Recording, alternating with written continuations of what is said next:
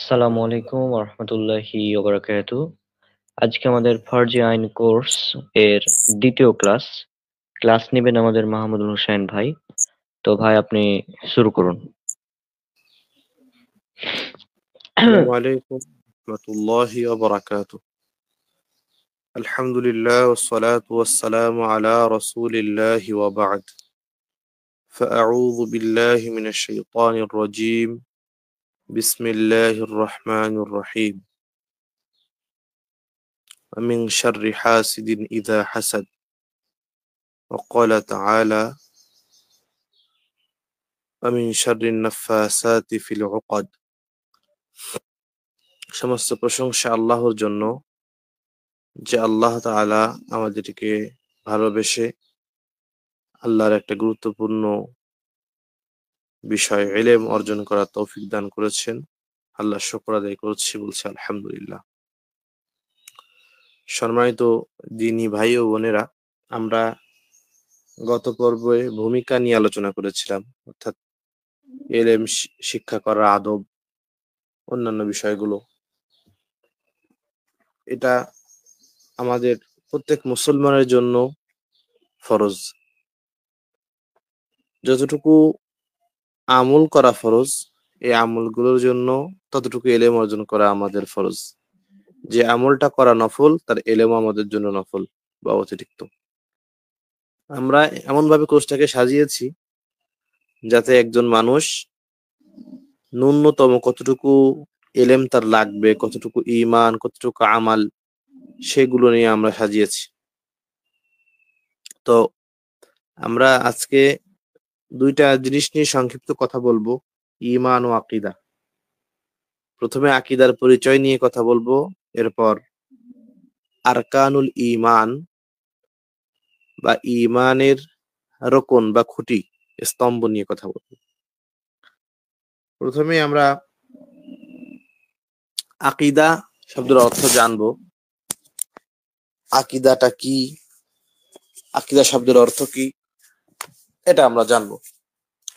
তো দেখুন, আকীদা শব্দটা আকদুন থেকে এসেছে। আকদ এর অর্থ হলো দৃঢ় বন্ধন। এই শব্দটা কোরআন এবং হাদিসে সুস্পষ্টভাবে পাওয়া যায় না।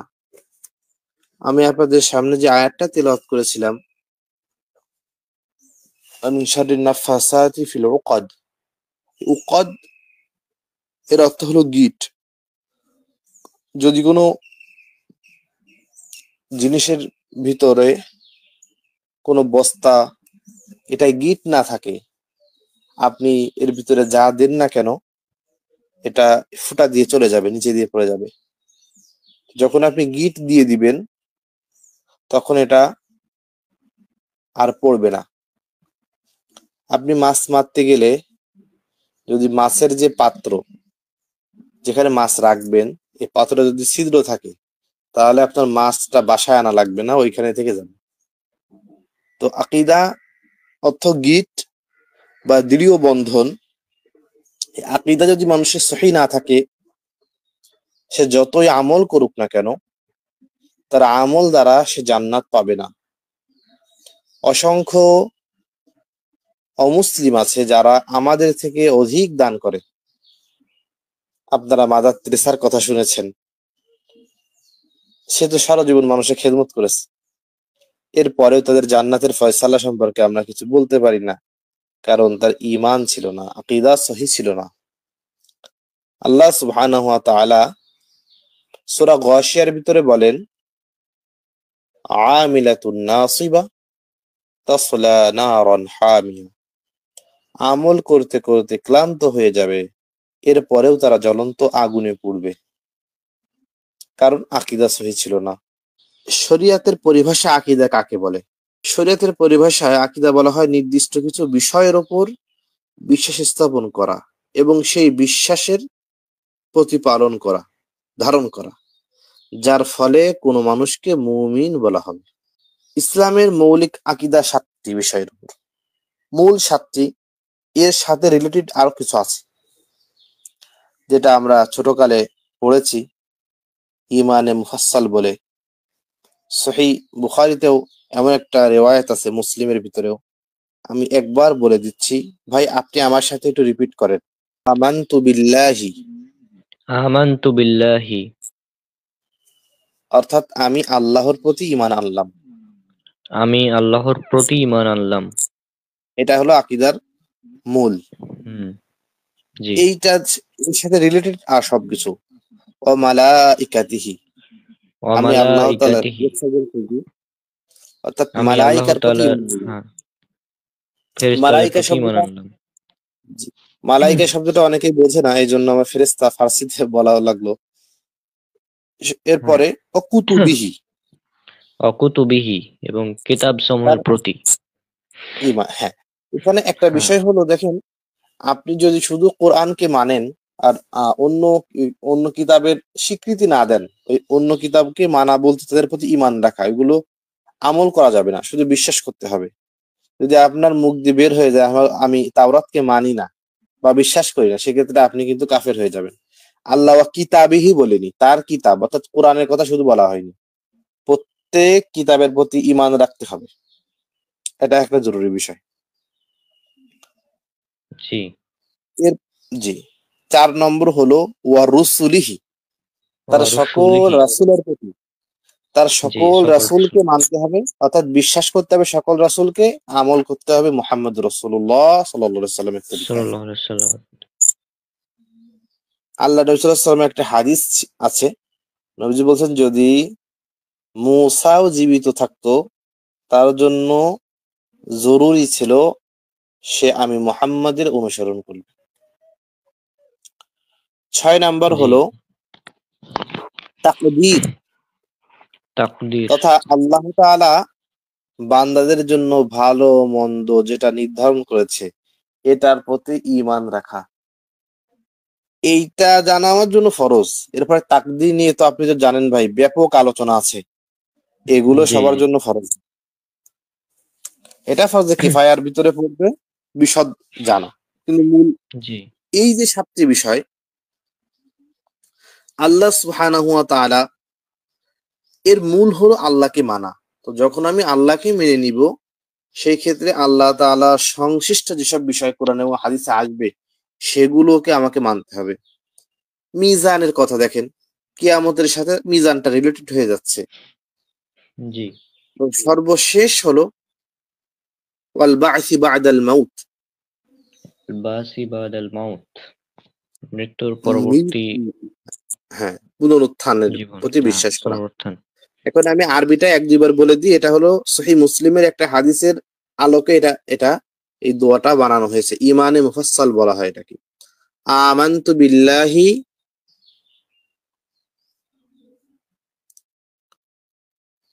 আমানতু বিল্লাহি ওয়া আমানতু বিল্লাহি মালাইকাতিহি ওয়া মালাইকাতিহি ওয়া কুতুবিহি ওয়া কুতুবিহি ওয়া রুসুলিহি ওয়া রুসুলিহি ওয়াল ইয়াউমিল আখিরি ওয়াল ইয়াউমিল আখিরি ওয়াল কদরি খাইরিহি ওয়া শাররিহি ওয়াল কদরি খায়রিহি ওয়া শাররিহি মিনাল্লাহি তাআলা মিনাল্লাহি তাআলা ওয়াল বা'সি বা'দাল মাউত। ওয়াল বাসি বাদাল মাউত। এটা নেওয়া হয়েছে হাদিসে জিবরিল থেকে। সহিহুল জি। বুখারীর ভিতরে কিতাবুল ঈমানে হযরত জিবরাইল থেকে একটা হাদিস, উনি উনি আসেন, হযরত ওমর বর্ণনা করে হাদিসটা।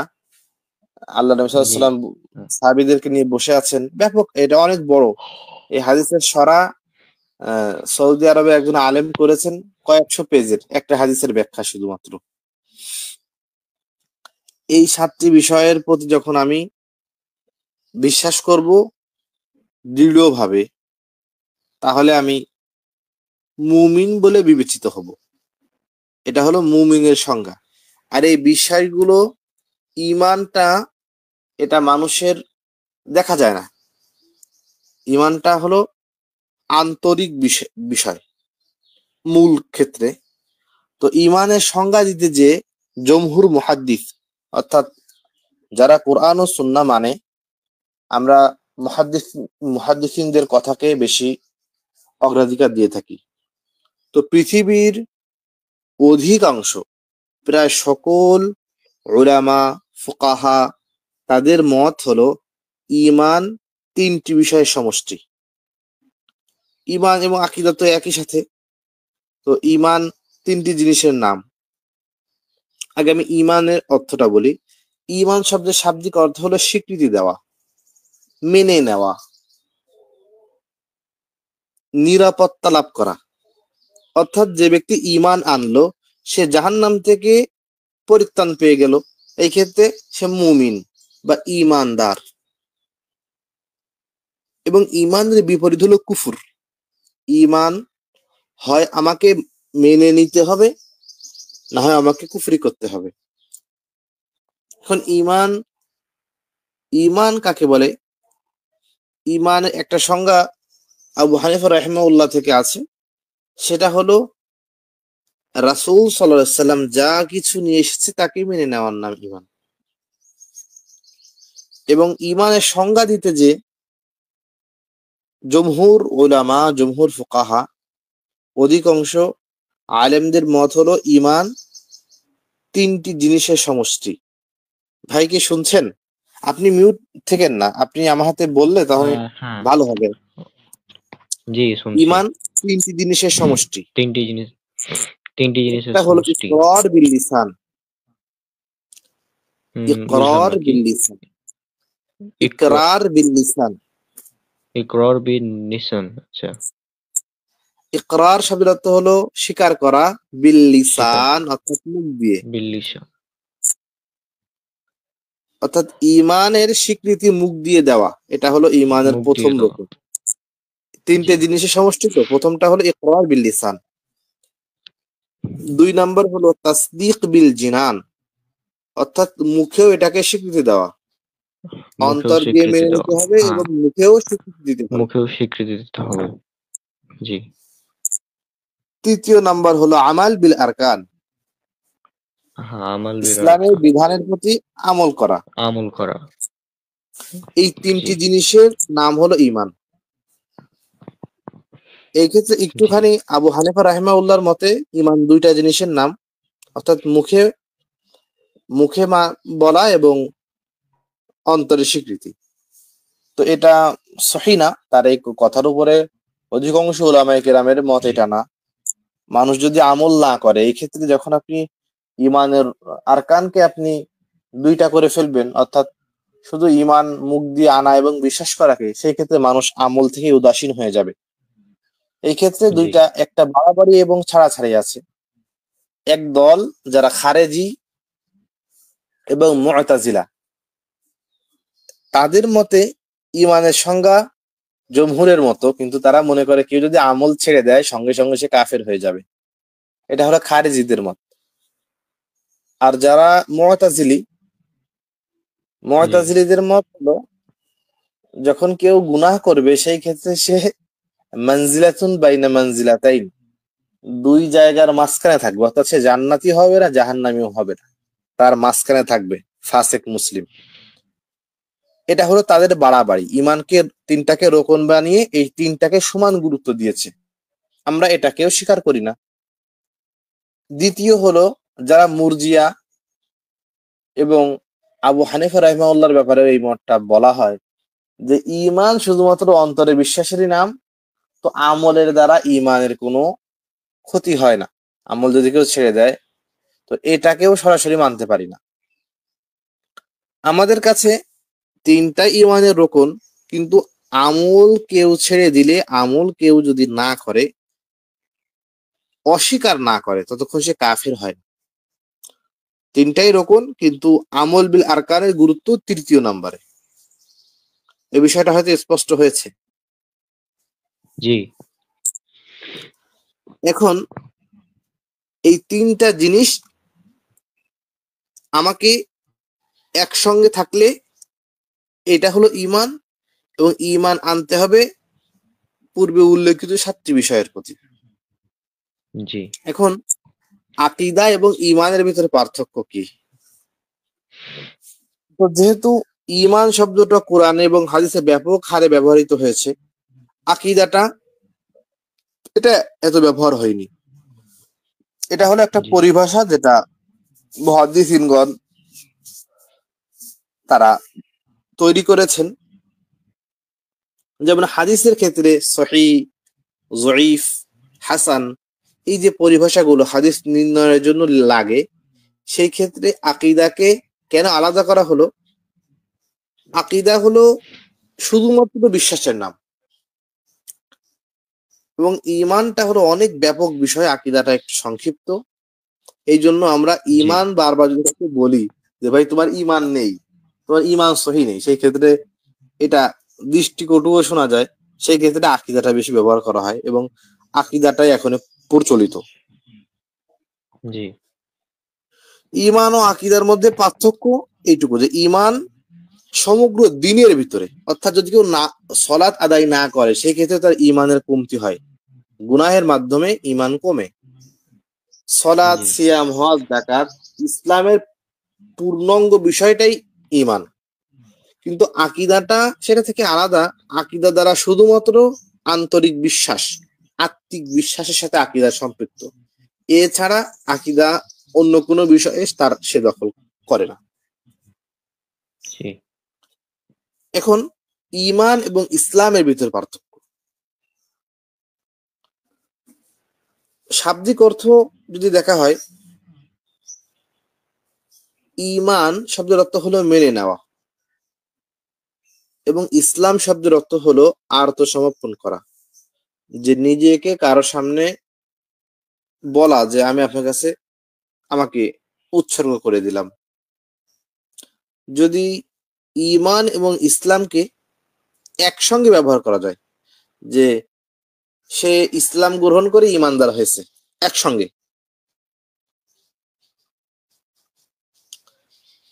একসঙ্গে ব্যবহার যদি হয়, আলাদা হয়, সেই ক্ষেত্রে অর্থের ভিতরে কিছু ভিন্নতা চলে আসে।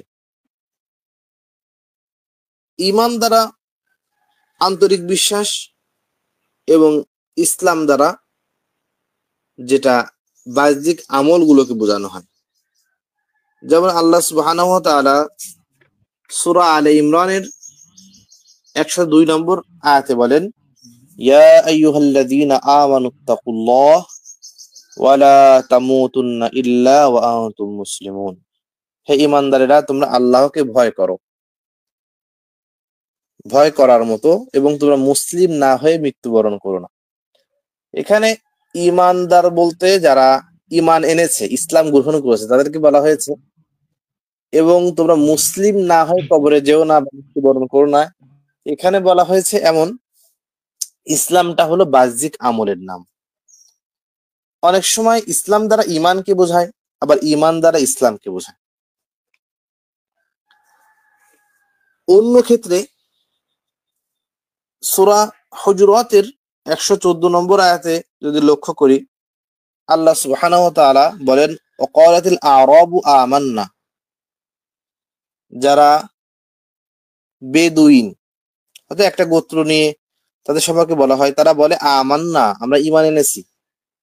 আল্লাহ সুবহানাহু ওয়া তাআলা নবীকে বলেছেন, কুল লাম তুমিনু, তোমরা ঈমান আনোনি, ওয়ালাকিন কুলু আসলামনা, তোমরা বলো যে তোমরা ইসলাম গ্রহণ করেছো। এখানে ইসলাম, ইসলামকে বলা হয়েছে আত্মসমর্পণ অর্থে, অর্থাৎ তাদেরকে বলা হয়েছে তোমরা বলো তোমরা ঈমানদার এখনো হয়ে পারোনি। তোমরা ঈমানদার কেন বলছো? তোমরা বলো আমরা ইসলাম গ্রহণ করেছি, মানে আত্মসমর্পণ করেছি। ইসলামের যেমন 7টি মূল রোকন আছে, যার উপরে ঈমানের, যেটার উপরে ঈমান, ইসলাম, ঈমান দণ্ডায়মান। এমন ভাবে ইসলামের 5টি স্তম্ভ, এটাও এই হাদিসে জিবরিলের ভিতরে আছে। এই হাদিসটা জি, আমি আরবি উল্লেখ করে দিব আমার পিডিএফ ইনশাল্লাহ। সাইয়্যিদুনা জিবরিল বললেন, মাল ইসলাম, ইসলাম কাকে বলে?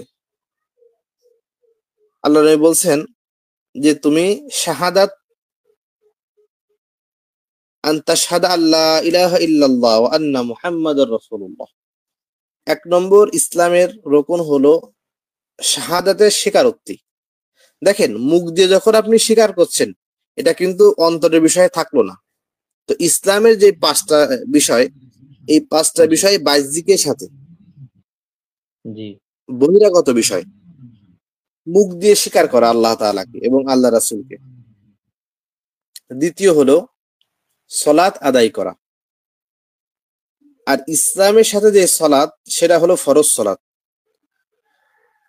ফরজ সলাত ছাড়া কোনো সলাতের ব্যাপারে আল্লাহ সুবহানাহু ওয়া তাআলা বান্দাকে জিজ্ঞাসা করবে না, প্রশ্ন করবে না। আমরা অনেকে ইসলামকে কঠিন বানিয়ে ফেলেছি। মানুষকে এমন ভাবে বাধ্য করা হয়, মানুষকে বলা হয় যে সুন্নাত যদি কেউ না পড়ে, এরকম যে সে খুব অন্যায় কাজ করে ফেলছে, এমন একটা বিষয় কিন্তু আমাদের সমাজে দেখা যায়।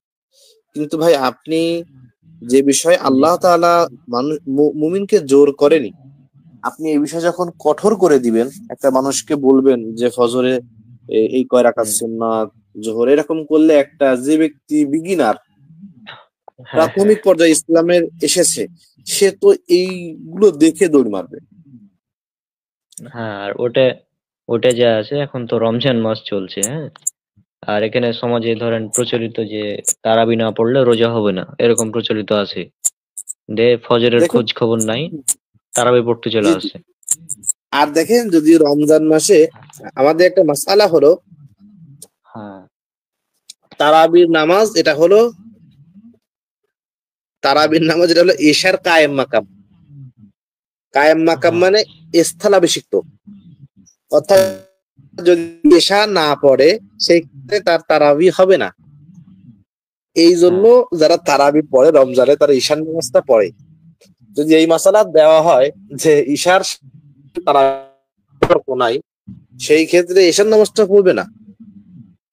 হ্যাঁ অবশ্যই। এরপরে এমনও হচ্ছে, যদি কেউ তারাবি এর সলাত না পড়ে, 1 নম্বর কি জানেন, আমরা একটা পরিভাষা বানাই। আমি এই বিষয়ে বেশি কথা বলার ইচ্ছা ছিল না। যেরকম আমরা বানাবো তারাবি, কোন হাদিসে এটা নেই। এখন তারাবি বলে এখানে কি গ্রামার প্রয়োগ হয়েছে? আমরাও তো আলহামদুলিল্লাহ আরবি পড়েছি, আরবি গ্রামার পড়েছি। এখন তারা বলবে মানে রেস্ট, তারবিহা তানে মানে 2টা রেস্ট। তো তোমরা 4 রিকাত পড়ে একবার রেস্ট নিচ্ছ, কোন তারবিহা তান বলো তোমরা? 2বার রেস্ট হুম নিচ্ছ, একবার 4 রিকাতের পরে আরেকবার 4 রিকাত। আমরা বলছি তারাউইহ মানে অনেকগুলো বিরতি। তো অনেকগুলো বিরতি হলে তো 2 এর বেশি হয়। তো 2 এর বেশি যদি রেস্ট নিতে হয়, তাহলে 20 রিকাত পড়তে হয় কমসে কম, না হলে তারাবি হয় না। এইগুলো হলো যুক্তি। আর মানুষকে আহ, এমন ভাবে করা হয়, যদি কোনো মানুষ সুন্নাত না পড়ে, তার কাছে জিজ্ঞাসা করেন না, তার সম্পর্কে খারাপ ধারণা করা হয়। আমাদের সমাজটা কিন্তু এমন হয়ে গিয়েছে। তো 3য় নাম্বার, জাকাত। সলাতের পরে হলো জাকাত। এটা আমরা খেয়াল করি না। আমরা নামাজের পরে অর্থাৎ সলাতের পরে আমরা সিয়ামকে নিয়ে আসি। কিন্তু কোরআনে আপনি যেখানে দেখবেন আকিমুস সালাহ ওয়া আতুজ যাকাত, সলাতের পরে জাকাতের কথা এনেছে। আমি যখন ছোট ফিকের অথবা হাদিসের বুলুগুল মারাম পড়েছি উস্তাদের কাছে, তো সলাদ শেষ করলাম, তো পরের দিন আমরা তো এটাই জানি যে নামাজের পরে রোজা, সলাতের পরে সিয়াম। এখন আমি দেখি কি সলাতের পরবর্তীতে কিতাবু জাকাত খুলে গিয়েছে, অর্থাৎ জাকাতের বর্ণনা। আমি উস্তাদকে বলছি যে সলাতের পরে জাকাত, এখানে হয়তো সিয়ামের অধ্যায়টা লিখতে ভুল ভুল করে ফেলছে। উনি বলছে না, সলাতের পরেই সিয়াম, সলাতের পরে জাকাত, সিয়াম না। যাই হোক, জি রমজানের সিয়াম এটা হলো 4 নম্বর, এবং সর্বশেষ হলো হজ। জি আর এই যে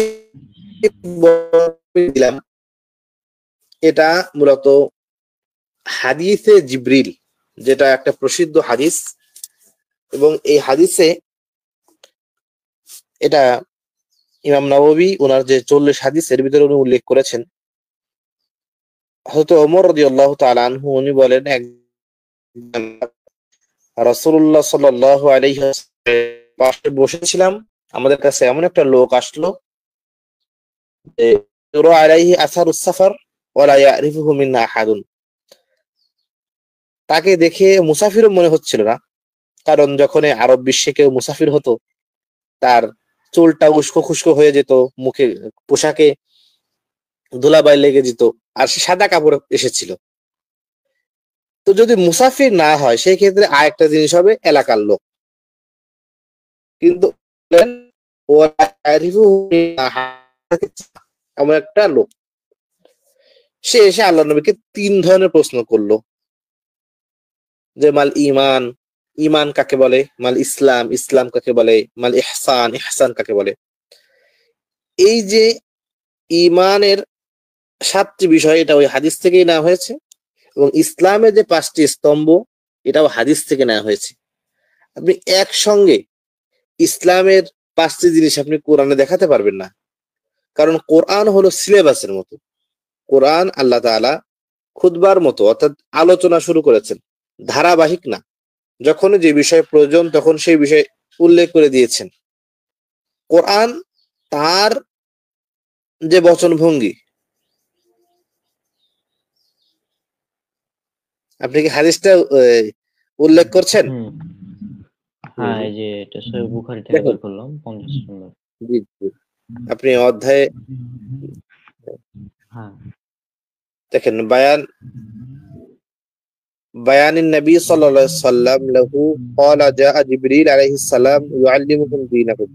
সর্বশেষ সাহাবীরা যখন চলে গেলেন, তখন ওমর বলেন, এই যে ঈমান ইসলামের প্রশ্ন করার শেষে আল্লাহর নবী ওমরকে জিজ্ঞেস করলেন, ইয়া ওমর আতাদরি মানিস সাইল, তুমি কি জানো যে প্রশ্নকারী কে?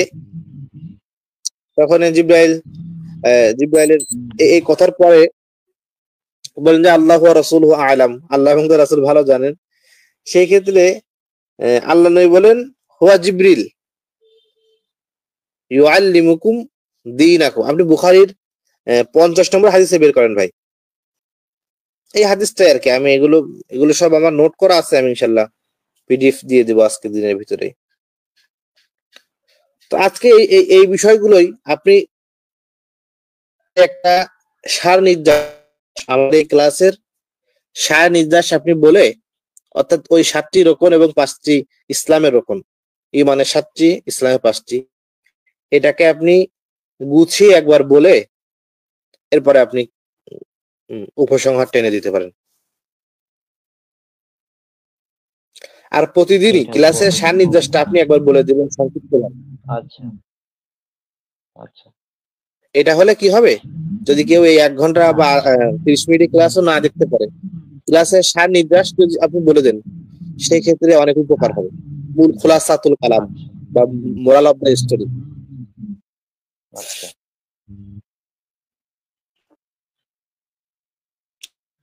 আলহামদুলিল্লাহ। আচ্ছা, ঠিক আছে। তো আজকের ক্লাসের আমাদের যেটা সারমর্ম, সেটা হচ্ছে প্রথমে আকীদা কি এটা আমরা জানলাম। তো আকীদা যেটা সেটা হচ্ছে একজন মানুষের মানে যেটা দৃঢ় বিশ্বাস, সেটা হচ্ছে তার আকীদা। হ্যাঁ, এক কথায়। আর আকীদা এবং ঈমানের মধ্যে পার্থক্য হচ্ছে ঈমান একটা ব্যাপক বিষয়, এবং ঈমানের মধ্যে এই যে অনেকগুলো বিষয় আছে, যেমন এখানে হাদিসে জিবরাইলে যেটা বলা হচ্ছে, ঈমান হলো আপনি বিশ্বাস রাখবেন আল্লাহর প্রতি, হ্যাঁ, তার মালাকগণ অর্থাৎ ফেরেশতাদের প্রতি, হ্যাঁ, তারপরে কিয়ামতের দিন তার সঙ্গে সাক্ষাতের প্রতি এবং তার রাসূলগণের প্রতি। আর সহিহ মুসলিমে আরো বর্ণনা রয়েছে তাকদীরের ভালো মন্দের প্রতি। তারপরে এটা হচ্ছে ঈমান। হ্যাঁ, আর ঈমান এটা হচ্ছে মানুষের বাইরে থেকে দেখা যায় না, এটা মানুষের এক মানে ভেতরের মানে অংশ। আর ঈমান এটা মূলত শুধু বিশ্বাসের নাম না। ঈমান প্রথমত অন্তরে বিশ্বাস করতে হবে, মুখ দ্বারা স্বীকারোক্তি দিতে হবে, এবং কর্মেও তার একটা বাস্তবায়ন করতে হবে। এই 3টি বিষয়ের নাম হচ্ছে ঈমান। আমি জাস্ট সংক্ষেপে বলছি। এরপর হচ্ছে ইসলাম কি? তো আমরা জানি ইসলামের 5টি স্তম্ভ রয়েছে। আর এখানে হাদিসে জিবরিলে যেভাবে বলা হচ্ছে, ইসলাম হলো আপনি আল্লাহর ইবাদত করবেন এবং তার সাথে অংশীদারি স্থাপন করবেন না, সালাত প্রতিষ্ঠা করবেন, ফরজ জাকাত আদায় করবেন এবং রমজানের সিয়াম ব্রত পালন করবেন। আর সহিহ মুসলিমের হাদিসটা বের করলে ভালো হতো, ওখানে আরো ছিল, হজের কথাও ছিল। তো যাই হোক, এই আমরা জানি ইসলামের 5টি স্তম্ভ। হ্যাঁ, প্রথমত শাহাদাত, তারপর সলাত, তারপর জাকাত, তারপর সিয়াম, তারপর হজ। এই 5টি। তো এটা হচ্ছে ইসলামের এবং ইমানের সংক্ষিপ্ত পরিচয়। আজকের ক্লাসে মূলত এগুলি আলোচনা হয়েছে, মানে ইসলাম কি, ইমান কি, এই বিষয়গুলোই। আর আজকের ক্লাসের যে, আশা করছি আপনারা উপকৃত হবেন আজকের ক্লাস থেকে। হ্যাঁ, তো আজ আশা করছি আপনাদের ক্লাসগুলো ভালো লাগছে। আর এই ক্লাসগুলো আপনারা পেয়ে যাবেন আমাদের ইউটিউব চ্যানেলে, সালাফি দাওয়া প্ল্যাটফর্ম, সেখানে পাবেন, আমার চ্যানেলেও পাবেন। আপনারা ক্লাসগুলো নিয়মিত করেন, তাহলে ইনশাল্লাহ অনেক উপকৃত হবেন। তো আজকে আমরা বিদায় নিচ্ছি, ইনশাল্লাহ দেখা হবে পরবর্তীতে। সব আমাদের জন্য অনেক অনেক দোয়া করবেন। আসসালামু আলাইকুম ওয়া রাহমাতুল্লাহি ওয়া বারাকাতুহু।